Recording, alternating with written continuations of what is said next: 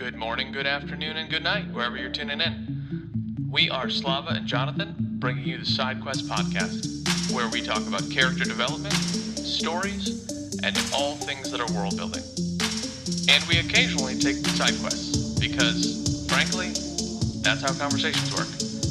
Just as a reminder, this whole show is spoiler heavy.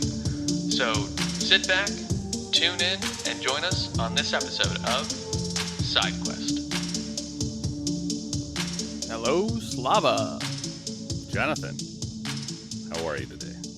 I'm good. I'm married. That's a new thing for the audience. Yeah, and for you. And for me. Right, yeah, that's true too. Yes. New for me. Oh, so boy. What have we learned? We learned that communication is key.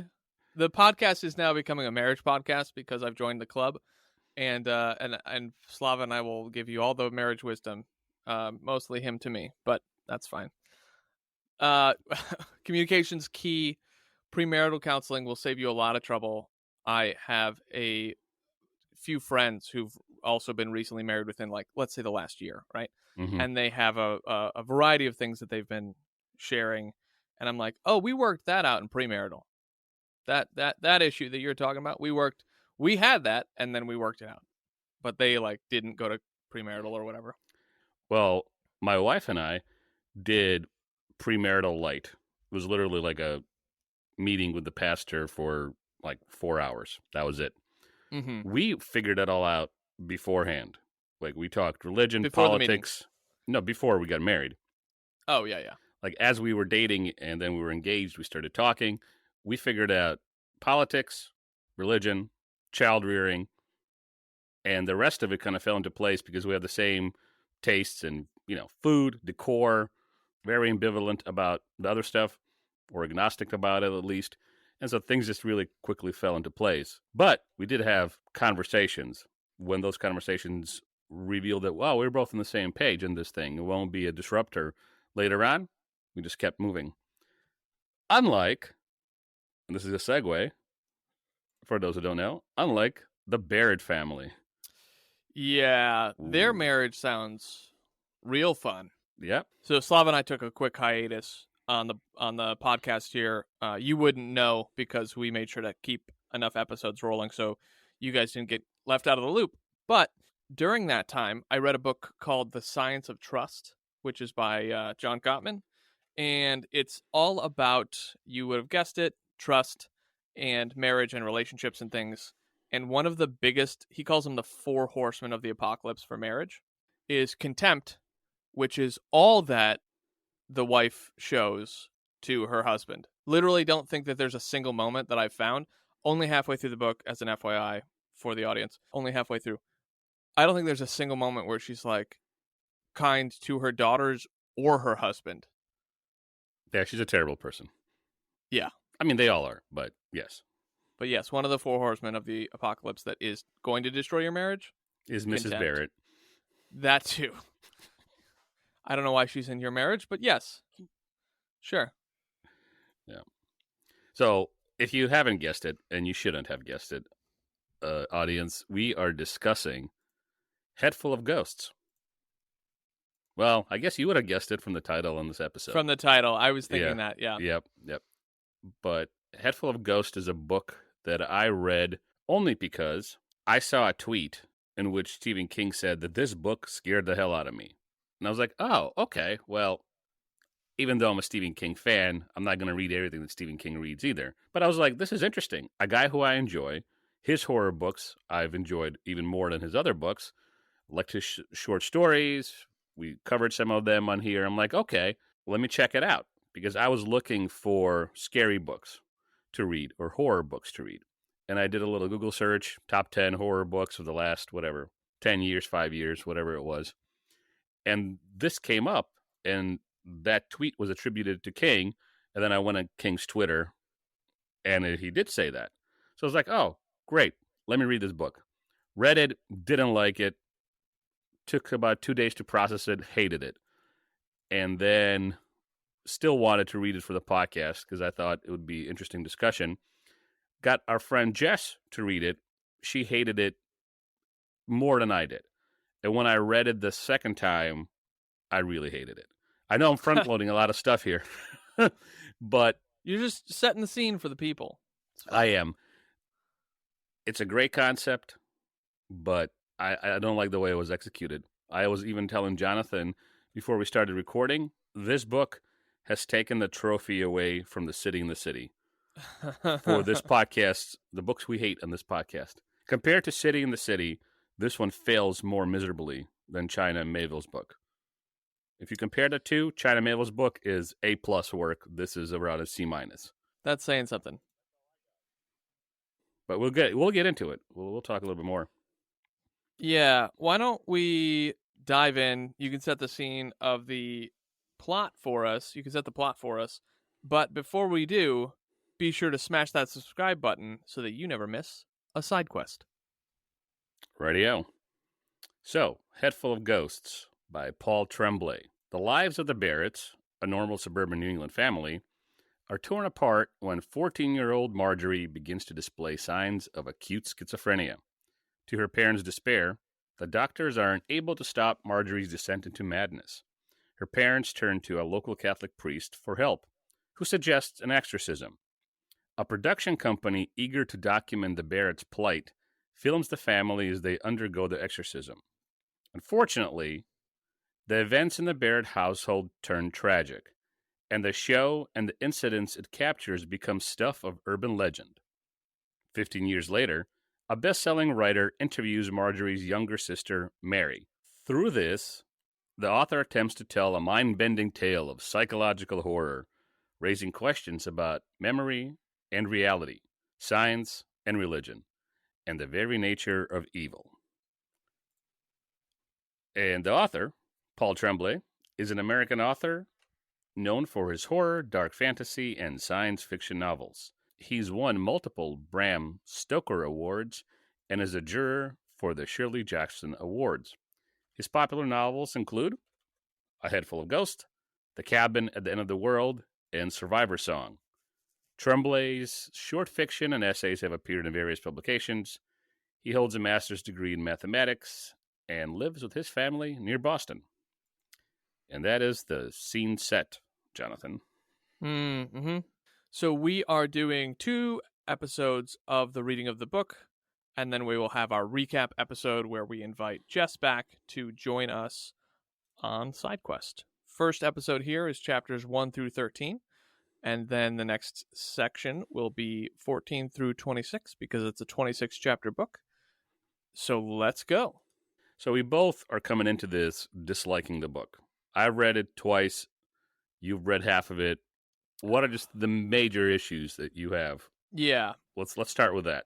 Let's start with that. I think that's a good opener. So, first, I'm reading this book and I go, okay, you get like 4 chapters in roughly, and you think, oh, this is going to be like The Exorcist. Okay, fine. We read The Exorcist.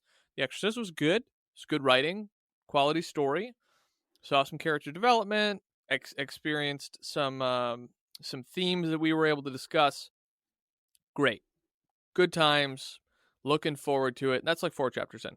And then I read another 8 chapters and I'm like, okay, well, when is something going to happen? Because the pacing feels off. I know it's 26 chapters and now I'm 13 chapters in and nothing's really happened yet. That's the first problem. I'm like, okay, the pacing here is off. The second problem is the book is introduced in present day, which is, the way that the story's formatted, which is fine. You can format your story however you want, but if it doesn't add to the story, then why is it there? So it takes its place in present day, and then the second chapter we have blog posts or something, and that hasn't come back yet. And again, we're halfway through the book. It'll come back. It'll come back twice. Okay, fine, but like, if you're going to use a plot device or a story, a narrative device, then you need to emphasize it. It needs to be there for purpose. And currently it doesn't feel like it has a purpose. So that's the next thing. The third thing that really just like shouts at me is the characters feel flat. So I don't see there being enough time for the characters to grow in any capacity, positive or negative, because growth with characters doesn't have to always be positive. But we've got 4 main characters. We've got Mary, we've got Marjorie, we've got Mom and Dad, whose names I don't know or care about, but they're just Mom and Dad, right? They're their parents. We know like 3 key facts about each one of them, and that's about it. Like, we don't know who Dad's best work friend was. We don't know who he sees when he's not on screen, per se. We just know that he's been unemployed for a long time. He went back to church after a long time, and he has a broken foundation in his marriage. The mom, we know that she dislikes God and the church. She smokes, doesn't tell her daughters anything, and is full of contempt for her husband. Marjorie is convinced that her room keeps changing. She threatens and sexualizes herself to her family members and has an unknown sickness that isn't being talked about. Again, I'm halfway through. And it's like, okay. And Mary, like, we know a little bit more than 3 facts, but it's not by much. We know that she survives because she lives in present day. We know that she's the one telling the story. And we know that she also isn't really a great person and doesn't have any sort of growth at the moment. John and Sarah, that's the dad and mom, if I anybody don't cares in the audience. Yeah. Yeah. So those are my thoughts, Slava, as an opener for the first half of this book. Good thoughts, and I agree. I felt that there was so much potential here. Going back to what I said earlier, when I read it the first time and I got to the ending, I thought the ending was really good. Like, I hated the book, but the ending got me here. I think it was worth it. And then I started processing the story because I'm like, all right, we're definitely going to do this for the podcast. And so I started taking notes and thinking about it. And I was like, okay, everything was executed poorly. There was so much potential for creepiness, even though, and this is my interpretation of a few interviews that I looked at in preparation for the podcast, even though Tremblay said that he wanted to take The Exorcist and write a book from the point of view of a skeptical non-believer and talk about perception of reality and how we view things and memory and stuff. Okay, that's fair. And then as I was taking those notes and processing it for the podcast, I said, no. The ending itself may be good in conception, but taken as a whole, I'm like, this kind of sucks. There's just something missing. And as you and I talked, and Jess and I talked, there's a lack of depth to the characters. Now, I don't care that they're all bad people. I don't care that this is a story about just a dysfunctional family at each other's throats. I wouldn't even care if they all turned into cannibals and ate the Discovery documentary crew. That would have been kind of a weird story, but okay, this is a horror story. If you really wanted to create a story just about a house of complete psychopaths, fantastic. The Cabin in the Woods. Right. But here, there's just a lack of depth to each character. And their so-called opponents in the story, like the mom and the dad, dad's laziness and self-pity is an opponent, of some sort, right? None of it is executed or developed well. That's my problem with the story. And I think Tremblay's a great guy. I watched the interviews with him explaining what he was thinking, how he was writing it. None of it made me think, oh, this guy's just a horrible author. But this book, there's just something missing. More than something, a few things missing, crucial things that would keep me engaged in the story. So what was it for you that made you feel like these characters were flat? Because I shared what my thoughts were on, like, this is why they're flat to me. But when you're reading a book that is in your genre, your preference genre, and you already told me, like, I'm not going to like the ending based on how I enjoy stories, which is fine because it leaves it unresolved.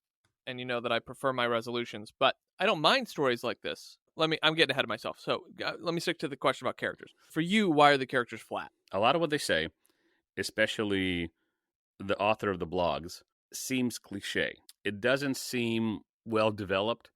And I don't mean that as a Christian, I am offended that mom, Sarah, hates Christianity or is opposed to Christianity.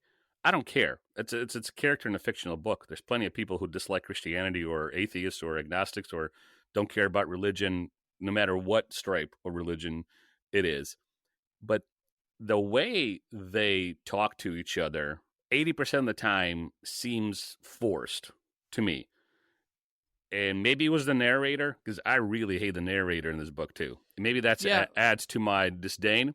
Oh, I'm sure it does. Her male voices, they all sound the same. Her female voices, they all kind of sound the same with different inflections. And hey, I wouldn't be able to narrate a book. It would be the same way because I'm not that great of an actor. So I'm not really even crapping on the narrator, but some of the stuff she did was kind of awkward and off-putting with her voices. So maybe that's part of it. But the way they talk to each other, the characters, seems cliche, Mm-hmm.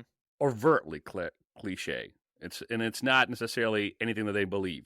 Because I've met Christians that talk as silly as John, Dad, does, and say Right. silly crap like he does, and think that religion is some sort of, magical, powerful force that you kind of, tap into. And I've met people like Sarah who think anything that Christianity has to offer or anything Christian is just garbage and I'm not interested in it. And there's more complexity in the story because they have a marriage and they have problems and they have difficulties and they kind of have contempt for each other. So that aside, bottom line, they feel flat because the stuff they say feels forced and cliche to me. Mm-hmm. Mm-hmm. Some of the things that the dad says, it doesn't seem authentic to a person who would be a lapsed Catholic, who went back to the church, who believes all sorts of nonsense and kind of melts together what's in his uneducated, unread head Mm-hmm. with the outside conceptions of Father Wanderley and kind of just the things that he might have learned as a kid about Christianity, and all melded together turns into some kind of, blob of bullshit. I'm okay with that, but the way that's executed, going back to that execution, just seems forced. It doesn't seem like Tremblay did his homework about what people like John would do in the situation. Yeah. Because if you think about bad guys who are Christians, in The Mist, Stephen King writes about a woman who believes in the apocalypse and she's a fundamentalist. Yep. And she's kooky and she says crazy, insane things.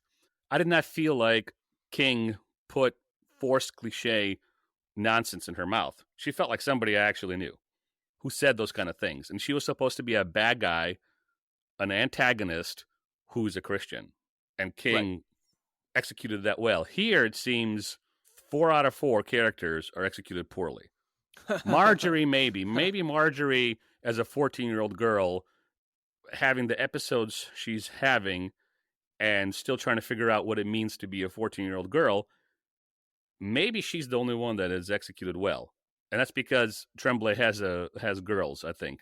Has 2 girls, Oh, really? 2 daughters. Okay. So he can capture that well because he's a father. He sees how kids talk, how they react to things. But the rest of it seems very muddy and forced. Okay, that's interesting. We did this experiment, I think, in Skyward, where we were looking at 2 characters, one that you liked, one that you didn't like. Let's pull this apart. So the woman from The Mist that is, a fundamentalist Christian who ends up being like the bad guy of sorts, one of the bad guys. What makes her real versus these people not being real? Like, what are the nuances? Because it's nuances, right? Like, we don't... Well, I don't want to put words in your mouth. Does that question make sense? It makes sense. I think what makes her real is what she says, how she says it. And it could be that she is placed in a story that overall I enjoyed. And so therefore her character is not muddied by the rest of it. Here, I don't like the blogs. I think they're unnecessary. There's 2 more of them, like I told you. They're unnecessary. The author of the blog just prattles on. Like, it's frenzied, opinionated nonsense. And all the references to contemporary horror stuff, I don't understand. Like, why? Like, it's like reading a blog within a blog. And although she demonstrates considerable knowledge of popular horror genre and provides details for the reader about stuff that Mary won't share with Rachel, the author, or obfuscates a little bit, and we get kind of a peek behind the curtain. Again, the way it's executed, like, Why? Why does your blog author have to be some crazed, opinionated, religion-hating kook? Why does it have to be that? Like, make her an atheist. Make her somebody who is skeptical of religion. Make her somebody who's even hostile towards Christianity or religion. But don't make her obnoxious to the point where it's unbearable to read. Or make her obnoxious, but don't do it in such a way that is over the top and cliche. It's two different books. It's two different styles. One is a novel, one is a short story or novella. What you can pack into each differs, but maybe King just writes better dialogue. Well, I would say that there's no question there in comparing these two authors. But when looking at both those characters, because I now have read both of these books, well, I'm halfway through this one, but we'll give it to me this time around. I would say that the reason these characters feel flat is that there's no extra information about their lives or their struggles or their inner thoughts, or because the thing is, I don't mind a wishy-washy backslidden Catholic as a character who has marriage problems. Like, and you know, to your point, this isn't about a discussion of whether or not religion is true and things. It's like, character, does he like chewing gum? Is he really just afraid that he's going to get fired again, and so he's self-sabotaging when he's looking for jobs? Like, is he so overwhelmed by his inability to provide for his family, both monetarily and emotionally and spiritually, that he can't seem to get a job or can't seem to provide for his family or can't seem to take his daughter to the doctor? Like, what are these things? And that's just one character, right? And then the mom, right? Why does she really contempted for, you know, religion? Was she raised in a religious household? Was her cousin religious and always, you know, made her feel bad? Was she touched by a priest? Like, pick a few extra things that make the characters have depth. Like, why are they acting the way that they're acting? And then you don't have to deviate with a side quest for 14 chapters about how the mom was raised. I don't feel like I have to tell an author this, but you can slide in, you know, maybe you need to do the 14 chapters for your own back writing. I've had to do this before. And then you go, okay, what are the key pieces of information here that I can slide in, be it dialogue or thought or action? You know, maybe the mom is in the car when dad is driving and Marjorie's there too, and Marjorie's starting to have an episode, and so dad, even though the mom isn't going to like pulling into the church, and maybe this happens again only halfway through, and she gets out of the car as it's moving because she's like, I'm not going to the church. Show me some more things that have some depth, that allow me to see these characters as real. And the problem to me is there's only 3 facts about each one of them, and they just keep going. She smokes, she doesn't talk to her kids, like, she has contempt for her husband, and it's just like, cool, we're only going to do those 3 things. That's it. That's the character. It's like, okay, well, that's not interesting. Have her get worse. She doesn't need to get better.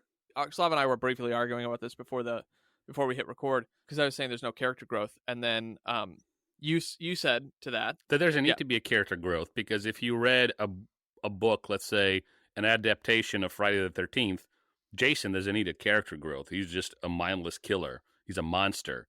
And maybe Jason's the wrong example, but pick a bad guy who is human in a movie that is absolutely evil, bad to the core, murderer, psychopath, whatever. Mm-hmm. He's not supposed to have any character growth. He's there as the bad guy. Right. And I said I am okay with all 4 main characters being complete and utter despicable characters. But there's no growth, and you said negative growth. The situations in the household get progressively worse. So you'll see that in chapters 14 to 26, but they still kind of say the same. The situations around them change, and Marjorie gets worse, and Sarah, the wife, mom, gets progressively more withdrawn from the family. The dad gets more obsessed with Father Wandry and what the church can do for Marjorie. But they say themselves. They say them flat cells. Right. You know. So part of that argument that Slava and I have before we hit record, because we often will discuss the episode before we hit record as a precursor to remind ourselves of what happened and how we both think about it, in addition to the texting we do daily, basically. And he was confronting me like, well, Jason doesn't need character growth. And I was like, look, that's fine. Jason doesn't need character, but he can get worse. Like, character growth doesn't mean you have to get better. And I'm fine with that. I'm fine with characters getting worse because that is also a good story. We have friends who just continue to stay in their stupid cycles because they're not willing to confront themselves, or something bad happened in their life. There was trauma, whatever, etc. Mhm. That's fine. But the reason we enjoy story is because we want to see movement. And it doesn't have to be positive movement. You know, one of the examples that Slava said was Hitler. He's like, well, Hitler's not going to get better, for the disenfranchised people of the 1940s. It's just not going to happen. It's like, that's fine, but make him get worse, right? Like, show me movement in his life. Because we know that if I watch a World War II piece that's about Hitler, he's going to start off rising to power, and then he's going to get worse. And I know that. It's Titanic, right? I know the boat's going to sink. I know where I'm going. And this is something I forgot to mention earlier that I was verbalizing before the episode. A good author tells me where I'm going. It can be a red herring, but he gives me like, hey, here's where we're going. And for those who are less familiar with the turn of phrase, a red herring is clues or information that's intended to say, hey, here's where I'm headed. But it can be wrong information. Like, if you don't trust the narrator, and the narrator's like, yeah, I won the lottery last week, and then you see them sitting at the bar unable to afford a cup of tea, you're wondering, did they blow it all on something, or are they lying to me? Right? Like, just to make a silly example. So Yeah. use plot devices of red herrings and make me think, oh, hey, she's gonna get better. Like, this is a story of how my sister overcame demonic possession, and then the story, like, that never happens. That's fine. But, like, there's action, there's movement, there's character growth, right? Again, for the negative. So, And the fact that we have an unreliable character, an unreliable narrator, mhm. is, again, such wasted potential. When you have Mary in the beginning, chapter 1, and she's prattling on with her stupid joke about how Rachel might have bought the house and they could make it into a ghoulish attraction. Rachel will be selling the tickets and Mary will be doing the marketing and yada yada. As silly as that is, given the context of the book, this is a horror book, and perception, reality, you don't know what's going on. It's the Exorcist from a skeptical point of view, and all that good stuff. You're like, wow, that setup is well done, I think, because you're like, Mary's weird. 23-year-old Mary's weird. Mhm. And then you go into the rest of the story, and Mary continues to be Mary. Here's where I think I'll give Tremblay credit. Young Mary, 23-year-old Mary, they're the same person. There is no character growth. She has not grown. She's selfish, self-centered. Everything is around her. Oh, this story is about my sister Marjorie. No, it's all about you. And some of the stuff that Mary goes through is freaking horrible. I'm not excusing the stuff that happens to her, but she as a character doesn't grow. And that's part of the story. But to your point, there's nothing that captivates me. There's this opportunity that was so severely missed, because everything I just said, I like about the story, the concept, the idea that could have been, where you have this girl who didn't grow up at all. And that's because of the trauma she experienced. And she stayed an insufferable little ass hat. Okay, that's fine. I'm okay with that. It just falls short. So close and no cigar for me. Well, so you talk about the lack of growth and that being okay in stories, and I just don't agree with that. Even slice of life stories have growth. Like, even if it's showing us that they stayed the same, the thing is they emphasize it, and there's no emphasis here. I got a buddy who years ago I was texting him, asking for feedback for some journaling that I was doing about my vision statement for my life, so that I could have some better direction. And he said, if you give yourself a gray area, you'll have gray results. And frankly, the usage of storytelling tools in this book feels like gray area. There's no point for the blogs. We don't even see, like, Mary as a child, unless their family was really dysfunctional when she was just born. Show me that she used to be innocent. That's fine. Show me that she had something happen where she became super selfish. Or show me that she was brought into a family that doesn't have that. That's fine too. I don't need a specific story. I'm only going to read happy stories. That's not what I'm asking for. I'm asking for the author to put in more work because this feels like lazy writing. That makes sense. And I'm going to sound like a broken record. Mary as an unreliable narrator, and your herring comment. The stuff we get from Mary is supposed to be unreliable.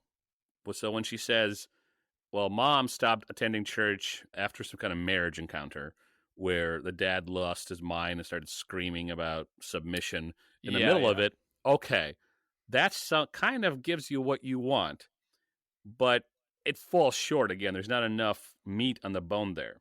It's the start of what I'm saying you need as an author. I need moments like that, but I also need contrast, right? So without contrast, you can't show me that Mary is a lying narrator, right? Unless we see moments where someone else comes up and goes, Mary, that's not what happened. It doesn't have to be this specific incident, but there needs to be contrast that show that Mary's an unreliable narrator.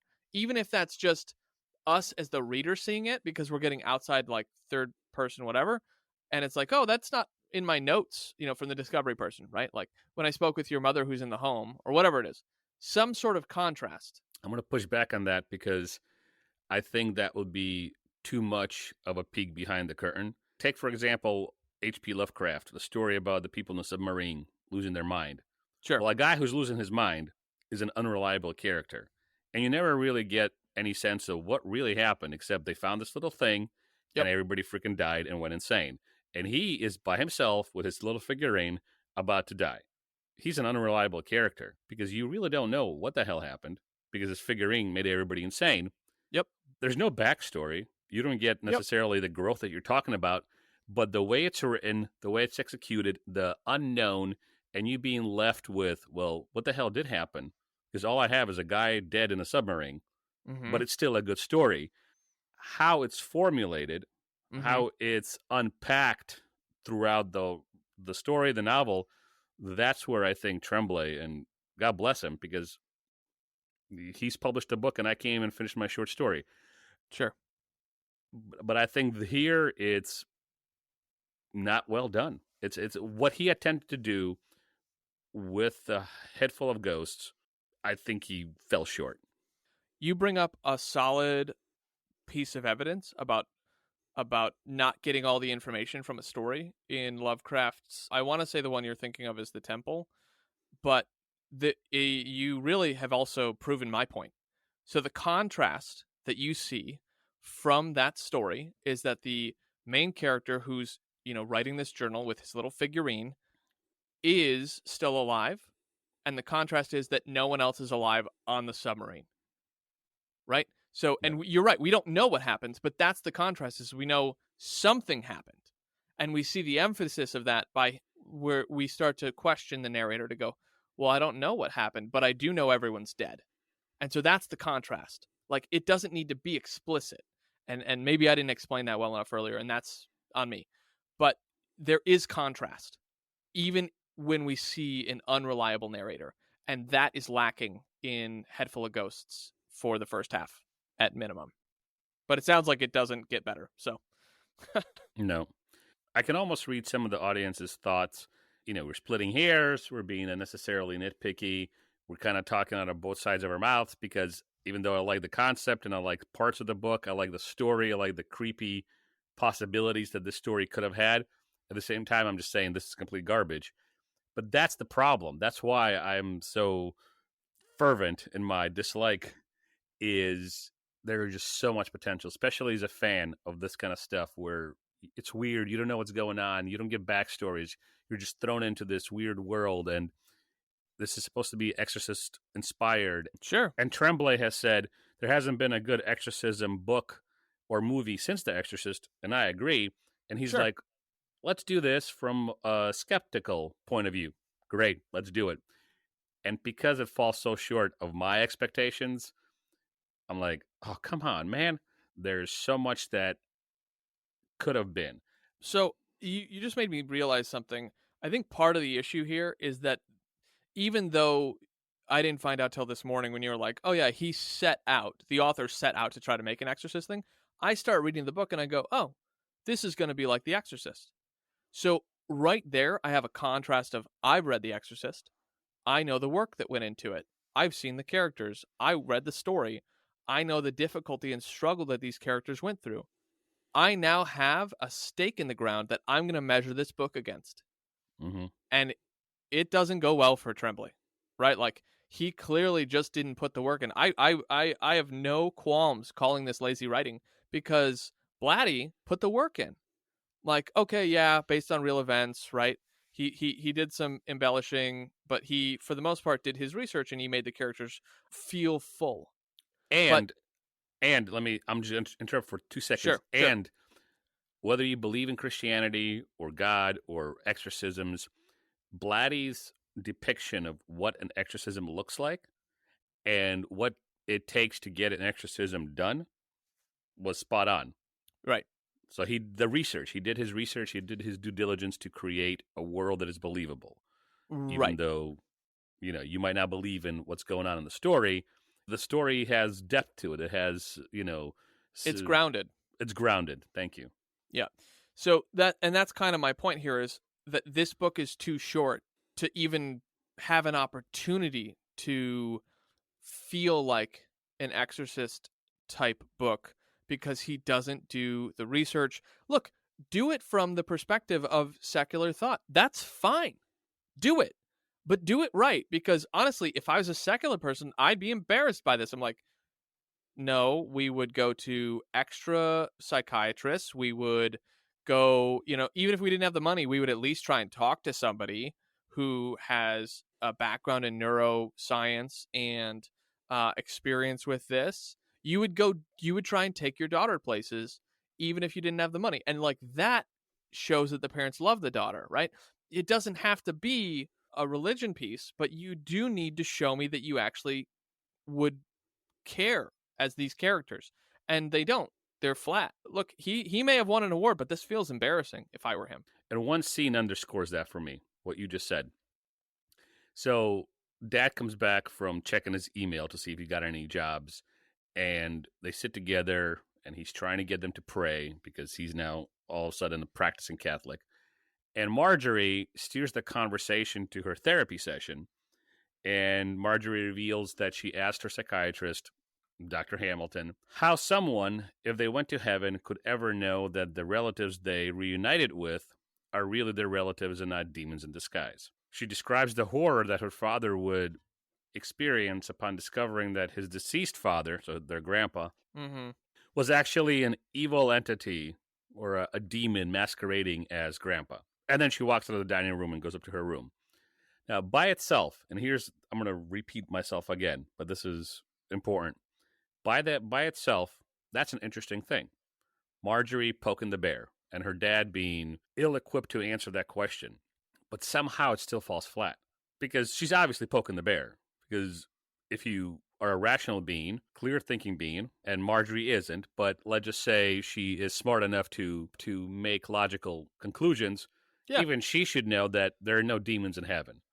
Irrespective of whether you believe in heaven or demons. Let's pretend you think the Bible is a fairy tale. Well, in that fairy tale, heaven is specifically depicted as having no demons. They were cast out of heaven, actually. So the fact that Dad, who's recently back in church and has the problems that he has, isn't able to answer her, he doesn't need to answer her. I'm not demanding that Tremblay somehow give an answer to Marjorie or the audience in response to her objection or in response to her poking the bear here. But that by itself, that little scene, okay, cool. Marjorie is poking the bear because we're talking about possession. Demons lie. Marjorie's possessed, potentially, and she's messing with her father, who's weak-willed, weak-minded. He went back to religion. It's not really even helping him do anything. He's just there. He's literally using religion as a crutch. Great tension. Great little scene. Somehow falls flat. And I just don't care. So there's this book that I read years ago about quick tips for theater directors. It's a really good book on directing actors. The piece that stands out to me the most from that book, can't remember the name of it, red cover, looks like a circus on the front, is the author lets us know that great scenes, character A wants something from character B. I'm going to say that again because it really needs to set in and how we experience story. Character A wants something from character B. Now, the only options from these two people, these two characters, is that they both have desires, and character B will either give it to them or won't give it to them. Now, they could give it to them happily. Oh, yeah, I want you to have this information. Or they could resist and give it to them, or they don't give it to them happily, or they don't give it to them negatively, right? Like there's a few different outcomes, but that's where drama comes in. That's where conflict comes in. And conflict is something that we're interested in. It's where growth happens, either positive or negative.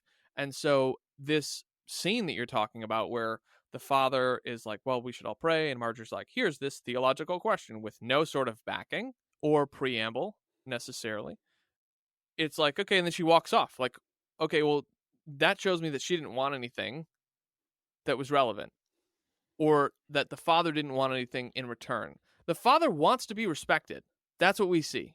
Hey, I respected your guys' beliefs, but we don't emphasize that in the scene. And so that this is the like I'm trying to unpack why these things feel flat, because I think that sometimes you and I understand the context of these things, and I know some of my friends have said, yeah, these are books I'm not going to read, so I just want to hear you guys talk about them. And so I'm trying to get better at helping unpack, like, well, why is this scene flat?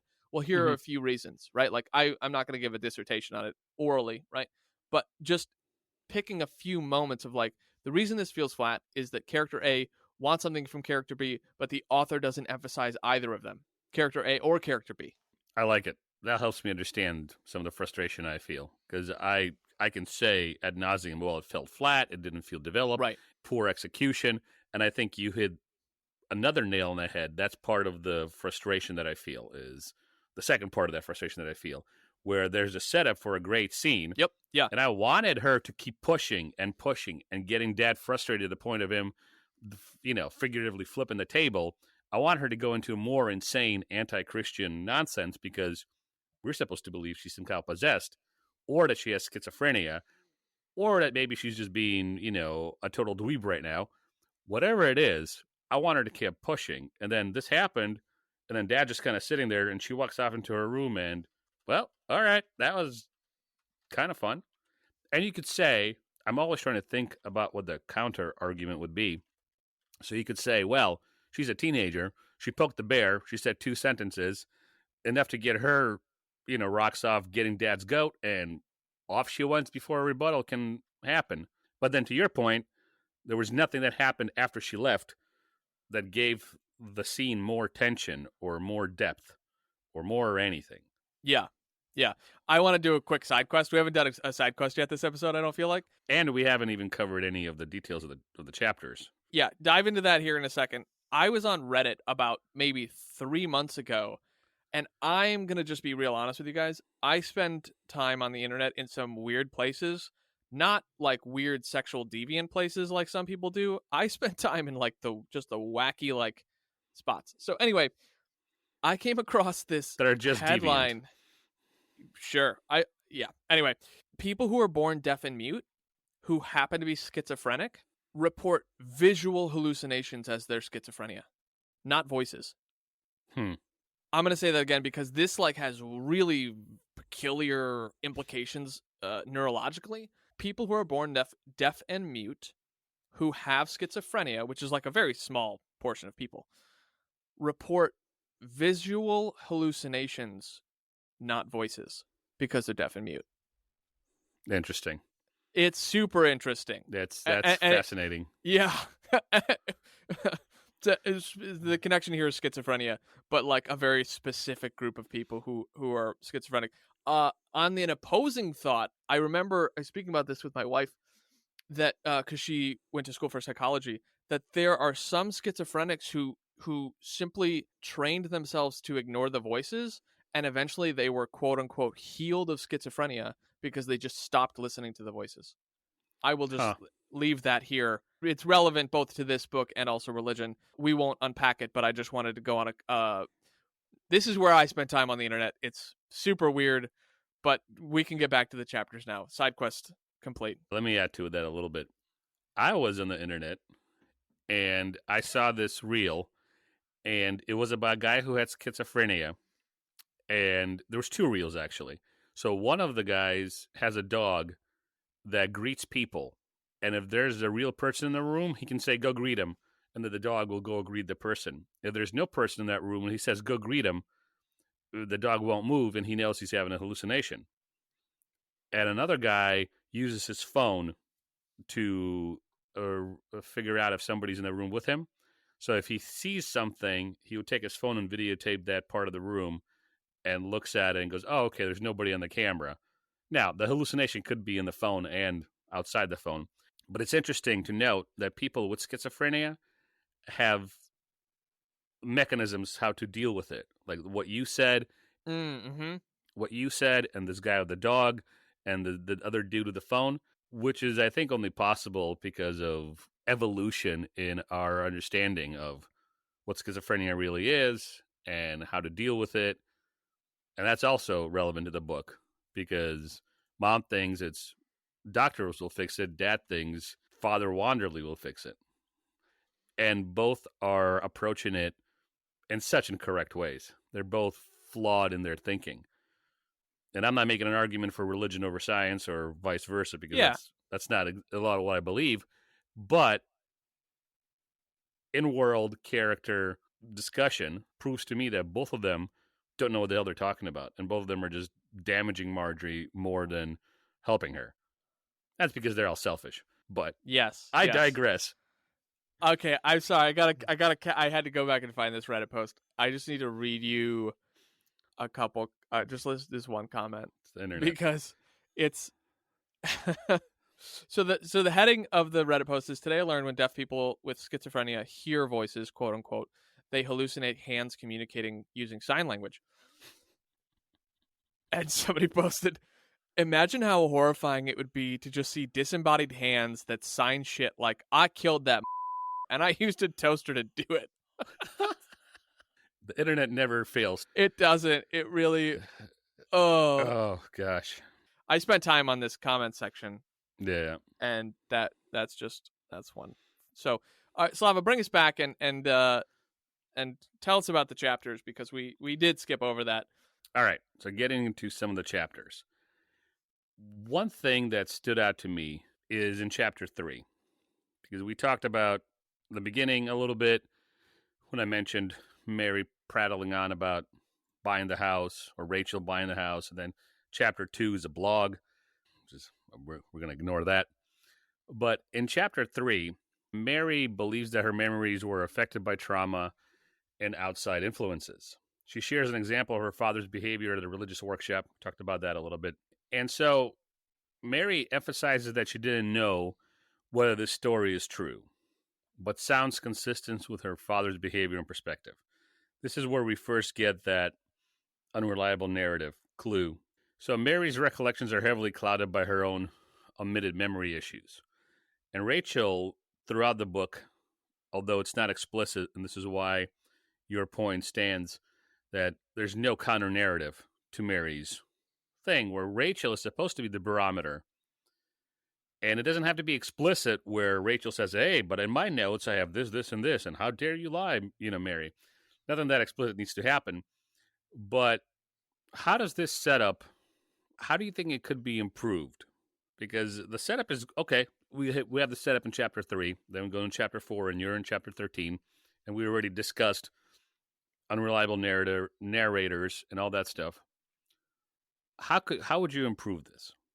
So it gets back to my comments on contrast. Like, you can have an unreliable narrator, but you need other stakes in the ground to either strengthen or weaken the premise.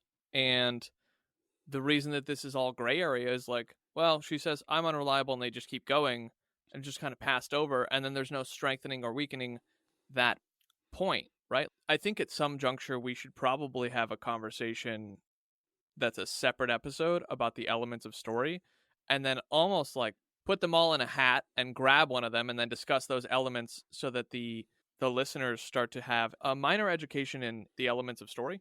Because I think that you and I understand story just inherently in our readings and our study and everything, and both writing as well. But we don't always pause to share that with the audience. And I've been realizing that as I've been re-listening to our episodes lately, that we don't always pause to give context of a plot device and red herrings and I really love, shout out to Casey on this one, Chekhov's gun. And so he's like, oh, it's like Chekhov's gun. It's like, our audience doesn't necessarily know what that means. So I wanted to pause for a second and go, hey, can you explain this to us? And Mhm. and he did a great job. Like, super happy about that. And that was that moment actually that I realized, oh, you and I don't pause well enough on these things. So all that to say, I think that that's a side quest that Yeah. you can leave in or not. Yeah, I think you're right. It's not revisited again, or it's not set up in a robust manner. It's like, oh, I'm an unreliable narrator because I was 8 and I never grew up, and here I am yucking it up with an author. But then in chapters 4 and 5, here's where I thought there was interesting elements that we learn about Mary, because in chapter 4, Mary and Marjorie are shown to create fictional stories in Mary's picture book together. Then Marjorie confesses to taking one of Mary's books and adding a dark and tragic story to it, and tension starts to escalate. And Mary becomes distressed by her sister's insistence that the story came to her suddenly. Now, at the very base of it is just two sisters having a little conflict, which happens with every sibling in the history of siblings. Yeah. Marjorie then swears Mary to secrecy and claims that her room's posters rearranged themselves. So here we get a hint of Marjorie's sickness, possession, whatever you want to call it. And as you move into chapter 5, Mary's now afraid of Marjorie, who has been entering her bedroom without consent, right? To prepare for a potential break-in, Mary sets up traps and fortresses just like a kid would. And one night, Marjorie leaves a note on Mary's chest, confessing to sneaking into her room and inviting her to her room for a story. As this conversation progresses in bits and pieces, there's days and weeks in between. What happens afterwards, you get Marjorie, and I don't know if you're there yet, so sorry for a spoiler alert. Marjorie tells Mary that if she ever tattles on her again, because Mary ends up tattling on Marjorie, she's going to rip her effing tongue out. Yeah, so that's covered when they're in the sunroom. Gotcha. So we get this glimpse into Marjorie's frame of mind, but granted, again, from Mary's point of view. And maybe that's the point of the story. Maybe we are only supposed to see this from Mary's point of view. And that would have been okay, too. But somehow I feel Marjorie's not bad enough.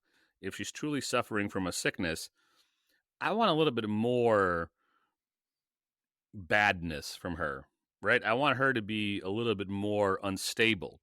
Because right now she just seems like a 14-year-old girl who's going through trouble. And she, at this point, is the only likable character. And maybe that's supposed to be the way. They may Tremblay envisioned that way, but it just kind of hangs there. So Marjorie goes into her, and this is the fourth time I'm saying that, because here's another setup that is so wonderful.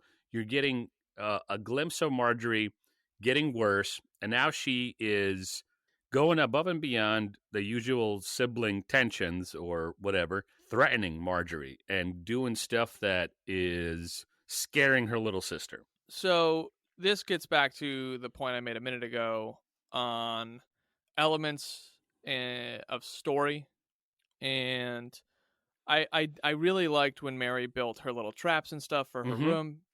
I did that as a kid. It makes sense. What didn't make sense is her fear came too quickly, because her fear of her sister getting in her room happened before her sister threatened her. So that's one thing that I was like, okay, there's either history here that we're not being told, which is fine, but it should come out later, or it's jumping the gun. And it just felt like it was jumping the gun. But anyway, back to the moments of, or my comments on the elements of story. The very bare bones items needed to tell a story is character, plot, setting, and tension. And so the setting is modern day, supposedly. She's writing a blog. that hasn't existed in the previous world. Fine. The tension is this not corrupt family, but this dysfunctional family, and the plot is that her sister's demon possessed, and the characters are the two daughters and the two parents. Okay, great. Well, you've brought this up a couple times. The tension starts to boil, and then it's just like, oh, take it off the burner. This is not a French omelet. There's no boil over. There's no. It starts simmering, and you go, all right, that's enough, and the next scene. And this is why I said earlier, and it's. I mean, I realize it's quite the accusation, to tell someone who's published a book, but like this is lazy writing, right? Like this is you've got your elements, and to your point, like the concept is good. It could have been like really great, but if you're going knuckle to knuckle against The Exorcist, you better put the work in. And it just doesn't feel like that happened. So, that's a brief overview of the elements of story, but the tension doesn't get the maturity that it needs to be real tension.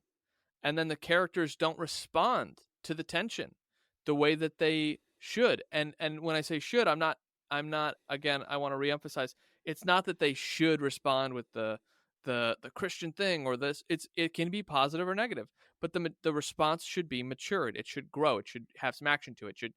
Character A wants something from character B. Mary wants her sister back.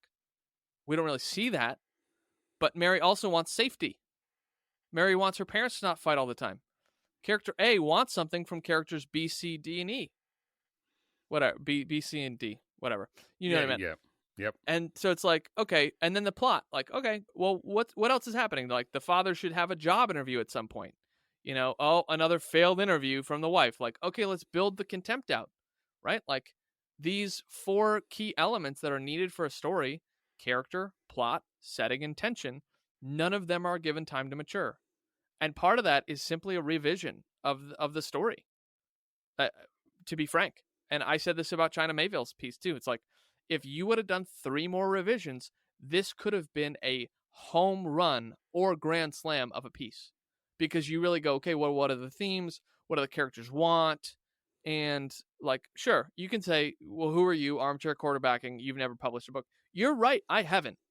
But I'm working on it. Yeah, so you said something interesting. The kids want safe parents, right?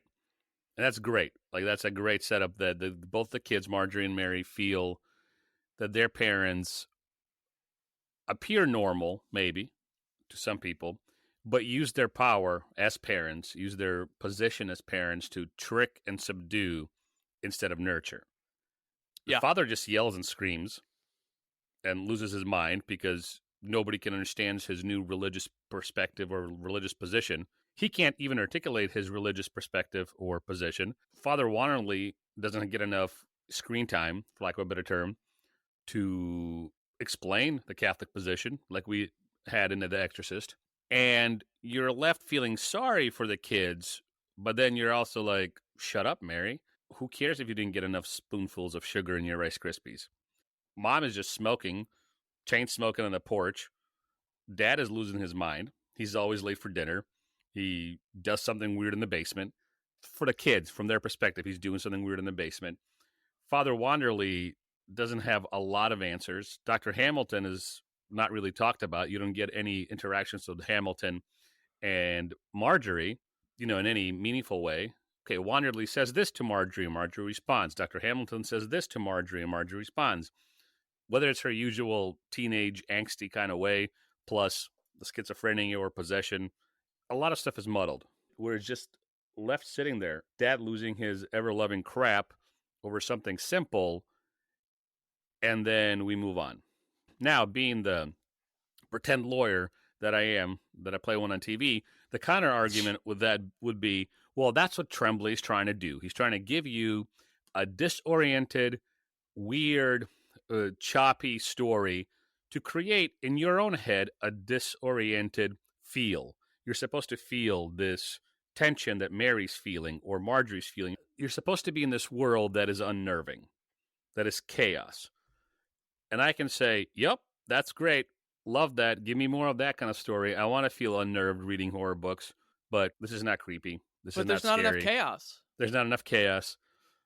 This is just like a really dysfunctional family that isn't even that dysfunctional outside of the fact that one daughter is possessed or has schizophrenia. They're Yeah. just an average broken family. Like, it's very average. Like, okay, cool. Show me Mary at school peeing herself because she's terrified to go home. Something, right? Like you could be anything. It doesn't need to be a specific example that I give, but like, we need contrast, and we need that tension to show the contrast. But the tension never matures. It's that gray area. If you have gray areas, you're going to get gray results. And this is a gray results. This is the gray results in storytelling of not developing these things. It seems like a great first draft of a book, Yeah. and I realize I'm being pretty harsh with it, but I was harsh with China Mayville's as well.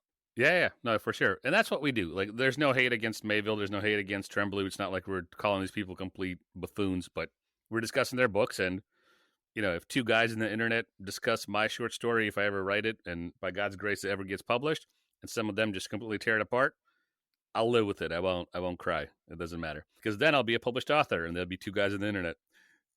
But Chapter 13, as we try to land this plane, let's talk about one item in Chapter 13 or more, if something comes to you. But I think it's 13, or it's 12 or 13, Mary is shown somewhat vengeful. She's not above punishing people who she perceives have done her wrong.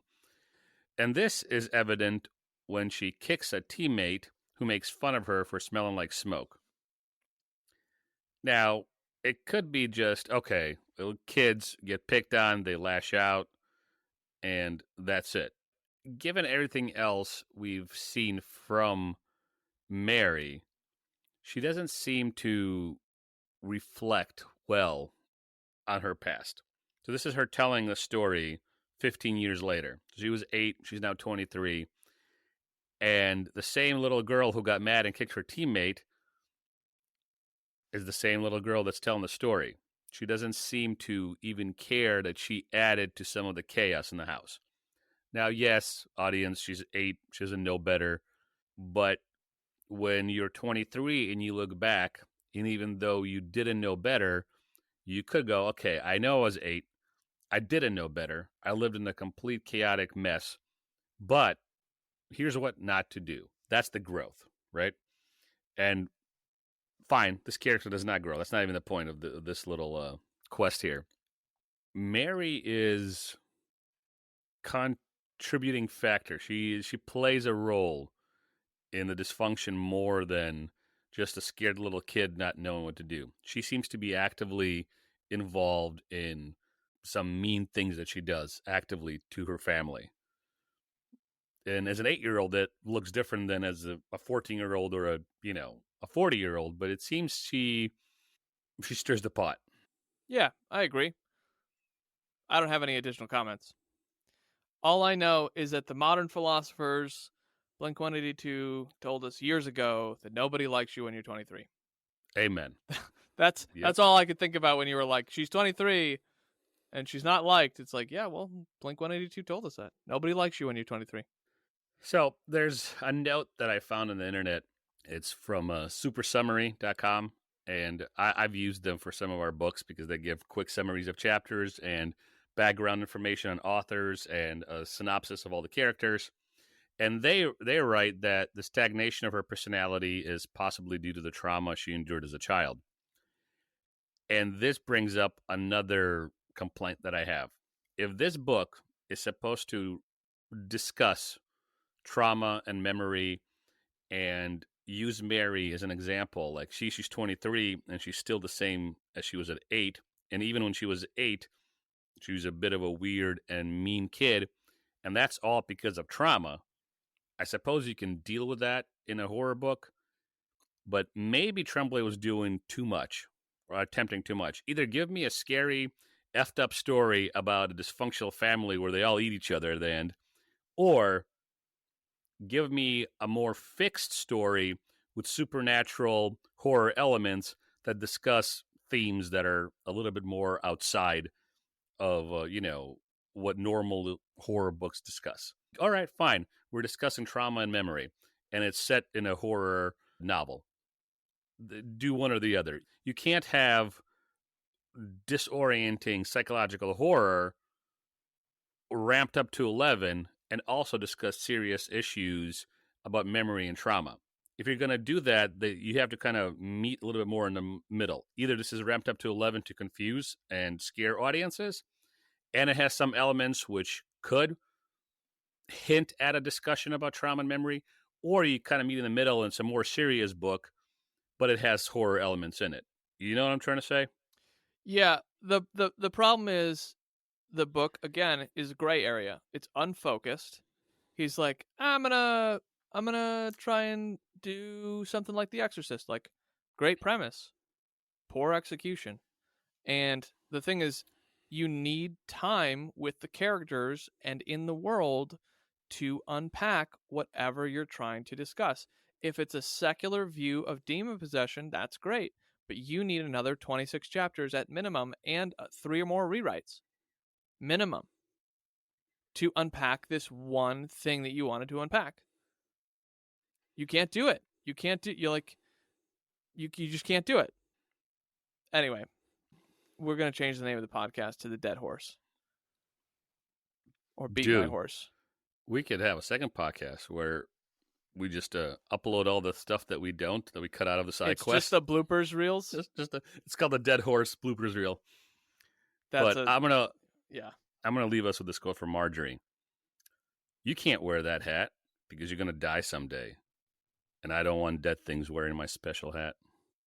Well, that's certainly one way to kick the bucket. Tune in next time where we check out chapters 14 through 26 in Head Full of Ghosts, and I see if the book can redeem itself or if all of Slava's ranting is true.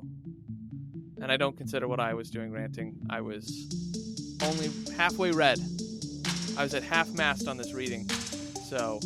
Okay, Marjorie. Yeah. Well, thanks for joining us. Be sure to subscribe so you never miss out on the next literary jaunt. Only on SideQuest.